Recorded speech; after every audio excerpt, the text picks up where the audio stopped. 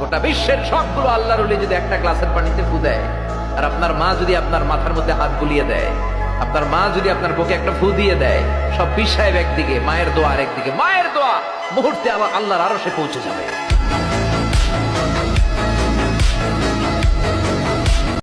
মনকে তুমি বুঝিয়ে বলো আল্লাহ আছে আমার সাথে। এই বাক্যটা মুখস্থ করা যাবে? মনকে তুমি বুঝিয়ে বলো আল্লাহ আছেন আমার সাথে। গভীর রাতে আইসো বান্দা, চোখের এক ফোঁটা পানি দিও আমারে, আমি পুরা ধুয়ে মুছে সাফ করে দেব। এক ফোঁটা পানি দিয়ে 90 বছর মাফ করে দেব।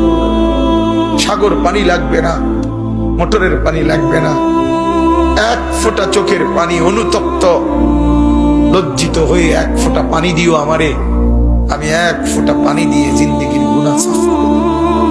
পৃথিবী বড় স্বার্থপর, দুনিয়া বড় স্বার্থপর। দুনিয়া কাউরে জায়গা দেয় না। দুনিয়া কত ক্ষমতা ধরকে মাটির নিচে ফেলায় দিছে, দুনিয়া কত সম্পদ আলাকে মাটির নিচে ফেলে দিছে, দুনিয়া কত সুন্দরী নারীকে মাটির নিচে ফেলায় দিছে। এমন বাদশা ছিল পৃথিবীতে যার হাতের আঙ্গুলের ইশারায় মানুষের গর্দান উড়াইয়া দিত, যার হাতের ইশারায় উঠতো মানুষ, বসতো মানুষ। আজ বাদশারা নাই, আজ সম্পদওয়ালারা নাই, আজ মালওয়ালারা নাই। দুনিয়া কাউরে থাকতে দেয় না, কাউরে না দোস্ত, কাউরে দেয় না। দুনিয়া দাদারে আমার থাকতে দেয় নাই। আমার দাদারে আমি দেখছি, আজ আমার দাদা নাই।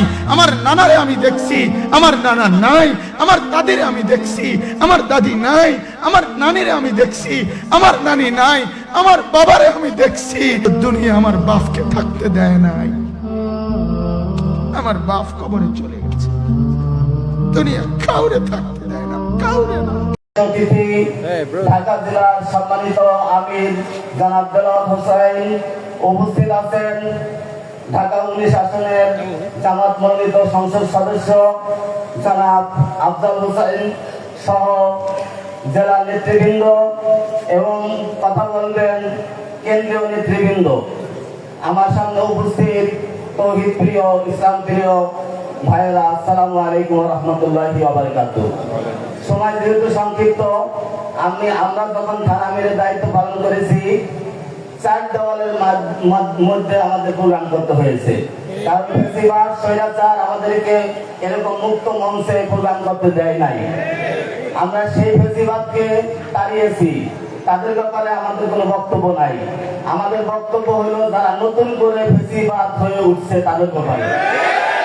আপনারা জানেন জামাত ইসলামের এই অগ্রযাত্রাকে একটা দল সহ্য করতে পারতেছে না।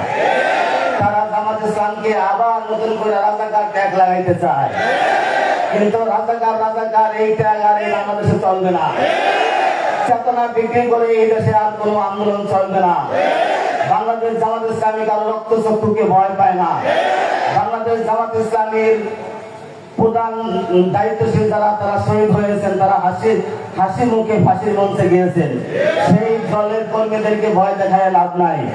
চেতনা বিক্রি করার দিন শেষ দাঁড়িপাল্লার বাংলাদেশ। চেতনা বিক্রি করার দিন শেষ জামাত ইসলামের বাংলাদেশ। আগামীতে আপনাদেরকে যে কথাটা আমি একটু বলতে চাই, যে আশা নিয়ে আমার যুবক ভাইয়েরা, প্রায় 2000 যুবকরা, তরুণরা জীবন দিয়েছেন, সেই যে সুন্দর একটা দেশ চেয়েছিলেন, সেরকম পরিবেশ কি এখন সৃষ্টি হয়েছে?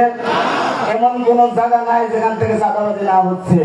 চাঁদাবাজের শুধু হাত বদল হয়েছে, কিন্তু চাঁদার পরিমাণ আরো বেড়েছে। ভিক্ষা লাগলে ভিক্ষা নেই, তবু চাঁদাবাজি বাদ দে। আমরা চাঁদাবাজকে সহ্য করবো না। আগামীর বাংলাদেশ হবে ইসলামের বাংলাদেশ। সকলকে ধন্যবাদ জানিয়ে আমার বক্তব্য শেষ করছি। আসসালামু আলাইকুম ওয়া রাহমাতুল্লাহি ওয়া বারাকাতুহু। ধন্যবাদ।